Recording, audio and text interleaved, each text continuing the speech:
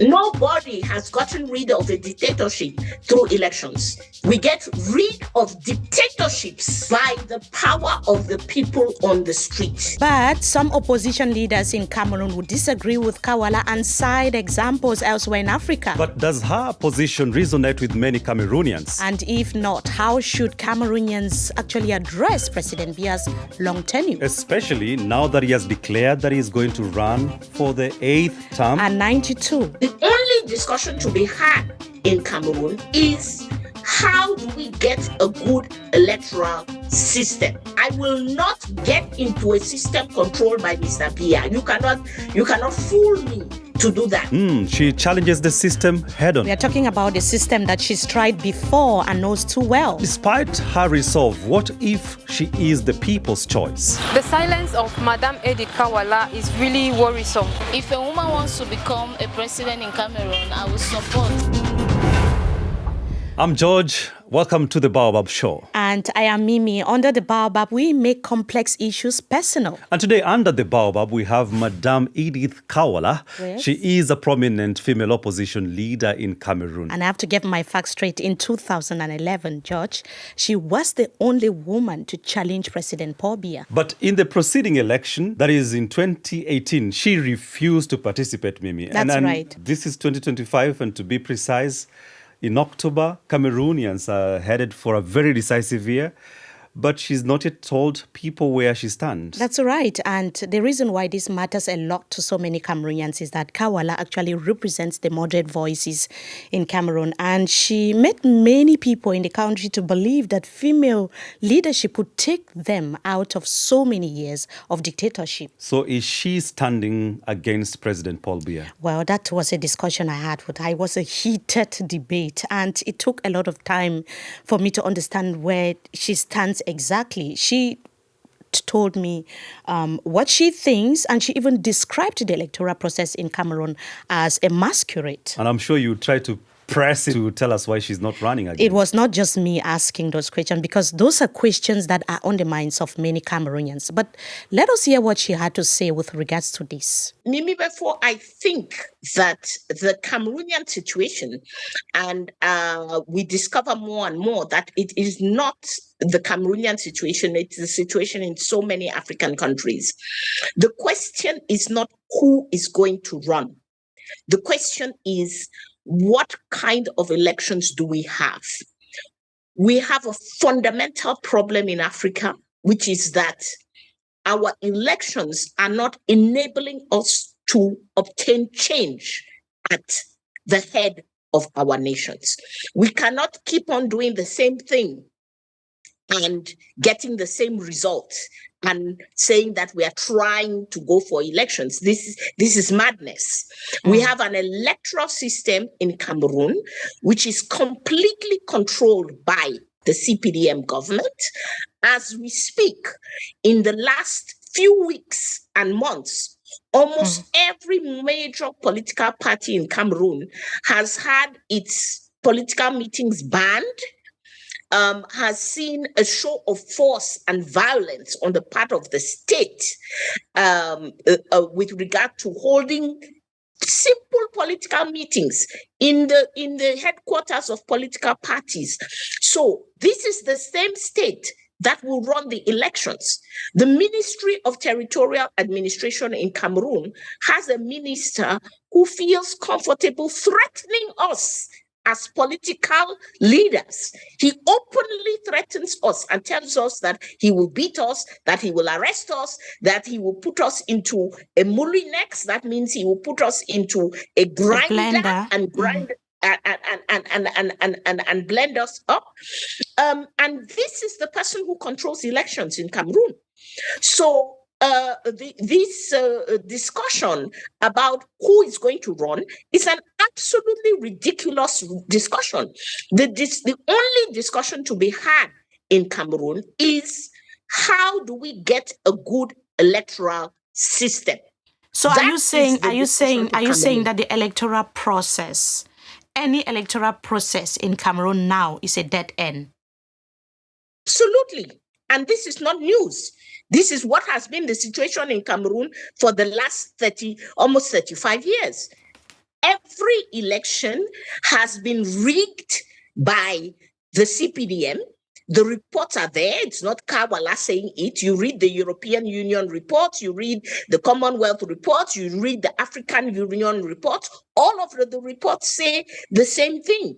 The rights, the fundamental, you cannot have elections without fundamental political rights. So basically, without fundamental political rights, elections become a mere theater. That is what Kah Walla is trying to double down on. Yeah, but what happens to the country's future when people are saying that they want change after 43 years of one-party leadership, of Paul Biya ruling the country?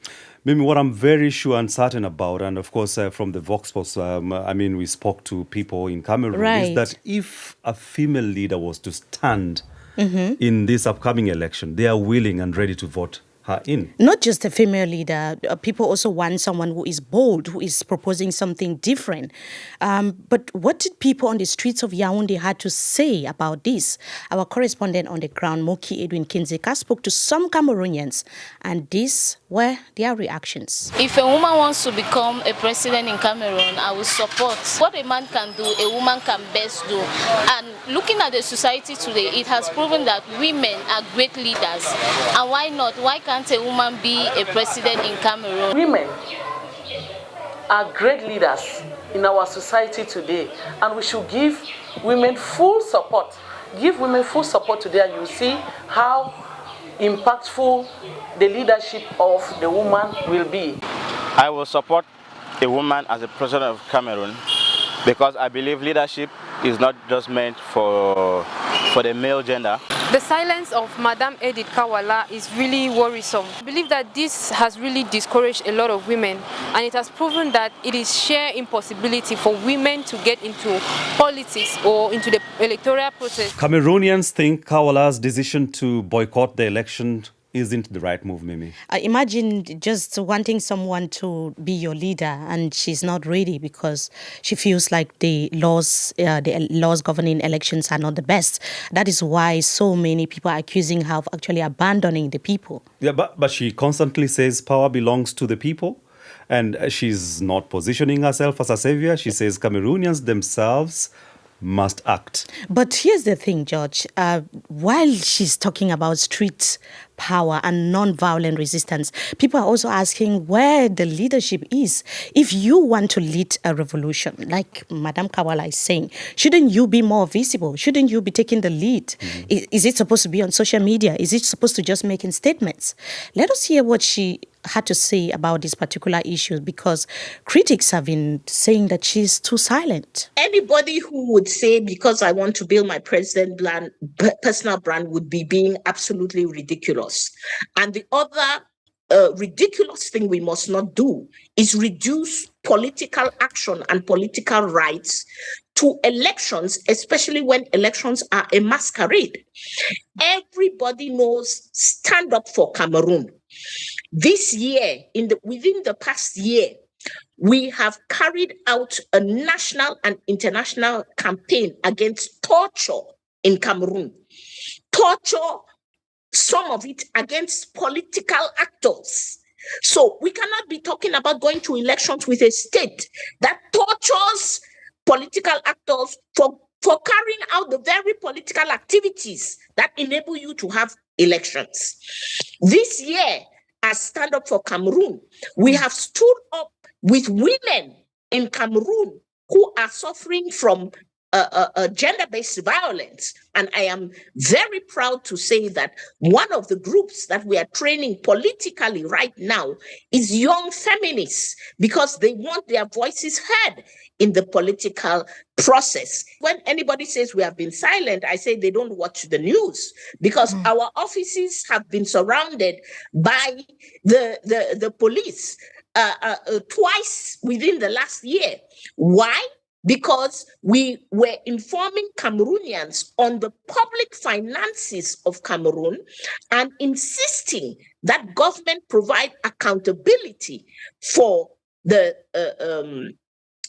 for the financial management, which it is doing in Cameroon. So, how can fighting a system from outside be effective? It is the most effective when the system is rotten. I will not get into a system controlled by Mr. Biya. You cannot fool me to do that. Everybody who has fought from within the system... I'm talking about getting rid of the system completely could be a solution instead of fighting from without. If the system is as bad as it is... But what do you mean by fighting from without? What is the strategy? Because it's only through an election that a leader can... You can only unseat a system that is in place through the ballot box. So what is the game plan? No, but Mefo, that what you have just said is not a fact. We get rid of dictatorships by the power of the people on the street. This is what Egypt did. This is what Tunisia did. This is what Burkina Faso did. No, I'm looking at constitutional actions, like legal actions. Nobody has gotten rid of a dictatorship through elections. I challenge you as a journalist to find me the case where somebody got rid of a dictator. It happened in Senegal. We saw a young leader emerge in Senegal. There were protests, of course, before, but there was an election and a young leader was elected in Senegal. You are incorrect. Senegal was not a dictatorship. Macky Sall was not in power for 43 years. I'm not talking about the time that he stayed in office. I'm talking about the discontentment. The discontentment like the build up to the election, there were a lot of discontentment. Senegalese, even in the diaspora that I spoke to, were not happy about the system. And they did everything to vote him out. Yes, do a proper analysis. Senegal has a very good electoral system and has had a good electoral system over many years. It is not comparable to Cameroon. So we must compare apples and apples. Let's not compare apples and oranges. It will not go. Senegal is a completely different story. And please, let us be clear. How did the Senegalese win? The Senegalese won on the street. It is on the streets that they got out Macky Sall. We cannot neglect and we cannot ignore the sacrifice of the Senegalese people who were protesting for over 2 years. And Cameroonians, if we want Paul Biya out, we have to be ready as a people to make our voices heard on the streets of Yaoundé and Douala. Yeah, because we've seen the repercussions of protests in Cameroon, arrests. We talked about it earlier. We saw just the recently... Senegalese were arrested. Just recently arrested. Some people are shot, others are killed. We've seen the impact of protests in Cameroon. In every country where you want change. I'm just wondering about the lives of ordinary citizens, how that can be feasible, that is in place. For how many years have Cameroonians been voting with Mr. Biya? Well, Madame Kah Walla, because this is the baobab. Because this is the baobab under the baobab. Mefo. I knew you were going to say that. Did you get time to answer that question? Mefo. I was on fire. Yeah. You see, I was even sweating. It was not easy. But when she was just talking a while ago, I was looking at my notes and I saw that we have a lot of examples in Africa where people, leaders that were seen as dictators by their own people were removed through the ballot box, like Yaya Jammeh in the Gambia. He is a typical example of a leader that was taken out through the ballot box. When you talk about leaders who've been removed through the ballot box, we can also cite Kenya's late president, Daniel Moi, who ruled for many years, and he was a passive dictator in that region. Passive dictator? Yeah, I mean, his supporters will say he was a good leader. And I mean, something that interests me, I don't want us to divert, but whenever someone passes on, then they are praised a lot. Like in that country, that late president is, praised now Yes. But formerly he was the perceived dictator. He was if the people are describing him as a dictator, he was a dictator. Now back to the conversation. It was a very heated conversation. Maybe it's a discussion for another day. Yeah. Yes, you're right. And I should say, George, this is to me the most exciting I love it part of the Baobab, because we get to know our guests on a personal level, to know their likes and dislikes, their hobbies, and so on. So here is the rapid fire questions. Let us get to know Kah Walla on a very personal level. The first question is, what's one thing you wish more people in Cameroon knew about now? The fact that if they do not act as a people, there will be no change. And who has been that biggest influence on your political career so far? Oh, wow. Thomas Sankara, Winnie Mandela. Thomas Sankara used to say, let us be mad enough to dare to invent the future. What did little Kah Walla want to be when she was growing up? You'll not believe, but I wanted to be a politician. So what are your morning rituals like that you never skip when you wake up in the morning? 15 minutes of quiet and internal, getting in touch with myself, and 15 minutes of dance or exercise to get my body ready for what needs to happen.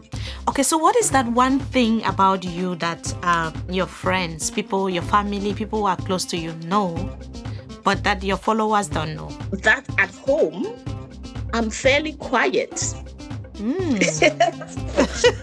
And the other thing is that on special days, I like to cook for my grandkids. It's holiday time now, and I will soon have 10 to 15 grandkids in my house. Yes, and I on special days, I like to cook for them. And because you talked about your grandkids, how many children do you have? Many people don't even know. So I am a true African in the sense that I have 7 children. I have 5 girls, 2 boys. I do not have any biological children. So these are all children that I have brought up, and all of them are adults today and have families of their own. And I have many grandkids. So what is that most rebellious thing that you did before turning 25? Oh, goodness. I am just laughing because if you ask my parents, they will say I was born a rebel. I never. I always question the rules, but you know, I am a confrontational rebel. I don't go behind. I come straight to the person who is giving the rule and question directly that person. So I was the one that my brothers and sisters always sent in front to negotiate the time when we wanted to go out for a party or to the nightclub. I was the negotiator. What is that thing that you would want to whisper into every young African girl's ear? You are yourself, and you are great as yourself. Your body belongs to you.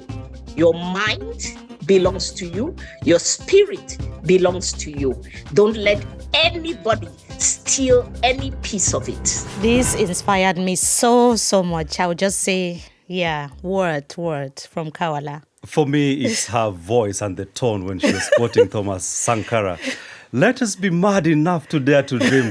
It made me wanna dare to, invent my future. That's right. And we see those personal details about her that they really humanize her. Definitely. And here's someone who's built a family of 7 adopted children. She cooks for her grandkids. And when she is in that political milieu, political sphere, we see another person. I would tell you also that every week she does what we call the Black Friday, where she and all of her supporters would dress in black to mourn for bad leadership, bad governance. And when you see her mourning for bad leadership, mourning for bad governance, mourning for everything bad that is happening in Cameroon, but this is someone who is a grandmother to so many kids and cooks for them. So seeing these two sides to Kah Walla is really inspiring. Yeah, and I mean, one thing also is that what I noticed is that this messaging that the electoral reforms must first take place before, the elections are free and fair, I think she doubled up on that a lot. And she's not the only one saying it. People are not happy with the laws governing the elections body in Cameroon. But many are still saying that you cannot give up. You cannot also just allow a 92-year-old leader to stand again. And he's been there for 43 years. And people cannot really feel the impact of what he's been doing to change things for the country. How can things be done differently? Isn't it time for people to look for other strategies than just say, oh, I'm not going to be part of this? Well, it's left to those who are the decision makers. It's left to for the politicians to decide what they really want. But that's not the only thing that bothers Kah Walla, isn't it? What else? She's worried about how much external influence is enabling longevity in power and rights violations, not just in Cameroon, but also in Africa. You mean the international community supporting a flawed electoral system? Right. So that is the question I put to her.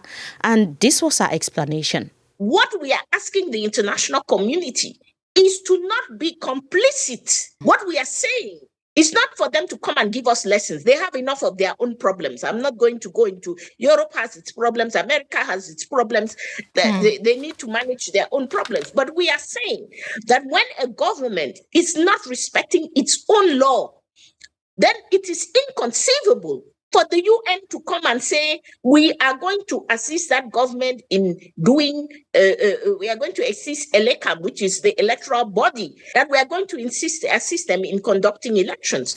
The first thing they have to do is to tell the government of Cameroon, respect your own law.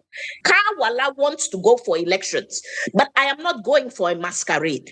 I am not going to accompany Mr. Biya on a stroll, as we have been accompanying him. You are not going for a masquerade. So do you believe that it's still possible to create a political change from within Cameroon's former system, or you have shifted to a different strategy completely? We believe, we said it in 2014, and 11 years later, we are on the same strategy. And we are very happy. The events in the last couple of weeks in Cameroon are showing that Cameroonians are ready to face the violence of the state in order to stand up for their rights. And we are saying that, contrary to the big discussion about having a coalition for one opposition candidate, this is not what the coalition should be about. The coalition should be about coming together as political parties, as civil society, as religious organizations, coming together to say we must have a credible electoral system. Is it not a little bit late to start talking about now? This is 2025, and elections have to take place in Cameroon. There's supposed to be an election of the new president. Shouldn't that be discussed way before the electoral year? Of course. And as I told you, this has been our position for the last 10 years. So we've been talking about it for 10 years. And we should stop with this nonsense of holding an electoral calendar over our heads. What is more important, having a good election or having a masquerade in October? So what will you be doing? What will you be doing this year, this 2025? So this year, as we have been doing right now, we are intensely on the field, training Cameroonians, meeting with groups, training them on non-violence, because in the face of the violence of the state, Cameroonians have to be able to protest. They have to be able to come out onto the streets without expressing violence themselves. And talking about deadlines, Cameroonians will be electing their new president on the 12th of October this year, 2025. And given that, if political figures like Kah Walla are now hesitant, I should say, what does that mean for people who are calling for change? Good question. And did she tell you what, are her thoughts for most pressing issues in Cameroon? She actually did. She highlighted a lot of issues that are plaguing Cameroon at the moment. She talked about the absence of rule of law. She talked about the conflict that has been plaguing the English-speaking northwest and the southwest regions of the country. The Anglophone crisis. Right. Yeah. She also talked about the shrinking civic space as well in Cameroon. Let us listen to her thoughts about these issues. I would say that it is the two conflicts. By the way, one of the key reasons that we are not going for elections this year remains the Anglophone crisis and the Boko Haram crisis. In 2018, which you mentioned, no candidate was able to campaign in the Anglophone regions. And as a result, CPDM completely violated the rights of the Anglophone citizens and claimed that they had won more than 90% of the vote in those regions. The situation is still exactly the same today. The Anglophones who will, in October 2025, will be faced with either they cannot choose their president, or if they are going at the risk of their life or at the risk of getting a hand chopped off or some other thing. We find this to be unacceptable. So looking at this division, maybe even on these questions. Yes, looking at this division even within the opposition, at the same time, the government is saying that Cameroon is a one and united country, but we are seeing a lot of division within the opposition. There's conflict. There's a lot happening. Does the idea of a united Cameroon still feel real to you, or is it something that is fading out and you're worried about? I believe that the idea of a united Cameroon is real, not only to me, but to the majority of Cameroonians. We hold regular public conferences with people from all regions of Cameroon. And in those conferences, we hear and feel people want unity. People are not seeking to divide from Cameroon, even in the Anglophone regions. However, people are also very clear that this is not a declaration. You don't stand and say Cameroon is united. We are one and indivisible. No, it is today, to get that unity, we need justice. We need the conflict situations to be addressed and a path for justice to be defined where we all agree. So, Madame Kah Walla, very few women have taken that, that courage to say we want change in Cameroon. Let us imagine that you are elected president or you become president of Cameroon. What is going to be your first action or your first decree? Number one, as I have just said, is the first communication to Cameroonians is to affirm that every Cameroonian is a citizen on an equal basis. Number two is that we are going to sit down, dialogue, and define a pathway whereby every Cameroonian citizen gets equal access to the resources of our very rich country. Cameroon is a very rich country, and every Cameroonian can live comfortably. We can have water, we can have electricity, we can have roads, we can have a job. And the most important is to do so equitably across the country. I want to speak to the question of women. Please, women have provided the greatest resistance to this regime since 2018. 2018, when political actors were arrested and put into prison, it is myself, Maximilian Gombe, Alice Com. These are the people who have been at the forefront of fighting for the rights of Cameroonians. And Cameroonians saw results. Exactly. I was just giving examples of things that men who are even in power have done and we have not seen concrete results from what they are doing. So do you think that Cameroon's future lies in the hands of a woman? Like you, for instance? I believe, of course, I am a political leader.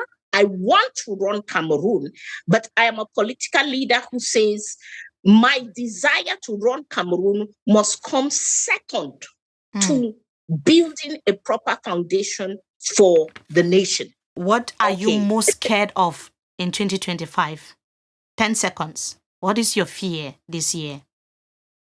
That we do not come together on the foundational issues. If we do not come together as Cameroonians on the foundational issues, we run the risk of violence. We must come together and build our country and take it forward. Thank you, Madam Kah Walla, for joining us under the Baobab. Thank you. It has been a pleasure. And it was so amazing having Kah Walla for the first time under the Baobab. With Kah Walla's approach or not, you can't deny that she is consistent, she is unfiltered, and she's so uncompromising. Now, for over a decade, she's maintained the same position. Fix the system first, then talk about the candidates. And talk about the elections. So what strikes me also the most is her long-term thinking, while others are focused on the October elections that will be coming up. She's talking about fundamental changes that could take years or even decades to see in Cameroon. Well, her point about women leading the resistance is particularly striking, Mimi. But here's the flip side. By refusing to participate in the elections, she's actually ceding the field to those who are opposing. Right, or maybe she could be playing a political game that we are not able to see what her game plan is at the moment. We might see that in the long run. Well, that is something of wait and see, but history will judge whether her strategy of resistance over participation was the right call. What we do know is that her voice represents something many Cameroonians are feeling: frustration with the status quo and a desire for fundamental change. And fundamental change that they want to see across the country. They want to feel it, George. They want to know whether they have a leadership that represents them and represents their voices as well. Is that what you feel as a Cameroonian? I want to see a Cameroon that journalists are able to exercise freely, where people are able to speak without having reprisal attacks, where people have dreams and see those dreams come to reality. That is the Cameroon I want to see, George. You know what to do. I know what to do. In October. Let's see how it goes. And that's all we had for you today. Whether Kah Walla decides to surprise everyone, we don't know what will happen, and enter the race or continues her resistance from outside the system. One thing is certain. She's changed the conversation about what political leadership looks like in Cameroon, whether you like it or not, George. And tell us, what do you think? Should she run, or is her strategy of system resistance I think she should run. More effective? We need someone like Kah Walla, not a 92-year-old person. Definitely. Let us know in the comment section below. And if you are interested in African politics and want more conversations like this, make sure to subscribe. I am Mimi Mefo. And my name is George. Thanks for joining us under the Baobab. Subscribe. Thank you.